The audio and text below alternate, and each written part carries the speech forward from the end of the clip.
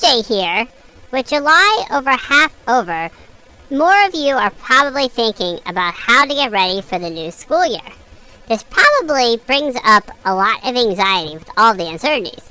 I know how you feel. As much as I love my siblings, I would love to get back to having the house to myself during the day at least sometimes. Here are my tips on preparing for the next school year. Make an A, B, and if needed, C plan for things based on what options your school is likely going to do. For example, prepare a full remote learning and hybrid model plan. In my situation, I have a plan A for the beef jerky treat that I really want. If I cannot get enough attention to get that, then I go to my plan B, which is to hide under the table and wait for my human siblings to drop delicious food during mealtime. This morning, I got a few savory bites of a chocolate chip waffle. Hopefully not enough chocolate to make me sick. I should probably be fine. Okay, getting back on track. Here are some things to think about now regarding the school year. Workspace at home. This is something that you can set up because clearly your children are going to be at home for at least some of the time, if not all the time right now.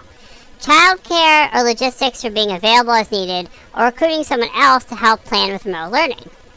In addition, planning pickups, drop-offs for when school goes to a hybrid model or fully in person if it's not already going to be that way now. So whether it's that planned that way as of now for the fall or not, setting those things up for when those do occur is important. The other big thing to look at are extra supports. So without knowing the full plan of each school, it's hard to know if your child will definitely need an outside tutor or other similar supports. If they struggled before in a certain subject or had a lot of difficulty with remote learning last spring, certainly there'd be more benefit in getting tutoring set up before school starts, and it certainly can't hurt in any way. So definitely a lot of benefits in general getting supports. But the question is, how much do you need it is something to really look at. And it's a little hard to tell definitively until you know what the actual school plan is.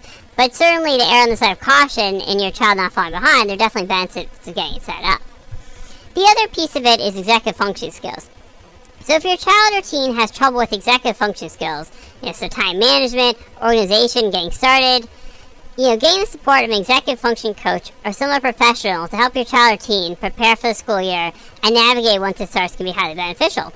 In my case, I would love help with executive function skills. I definitely have a hard time getting started on things, and as well as stopping myself, such as chewing toilet paper or barking excessively when I want something. Impulse control is definitely an area of difficulty for me.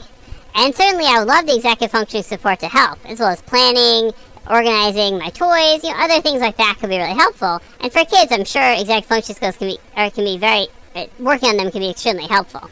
So in all seriousness though, with so many uncertainties, which I know can cause significant anxiety, focus on what you have control over. Based on what you do know about the school year, you can set up certain things and make an A, B, and C plan.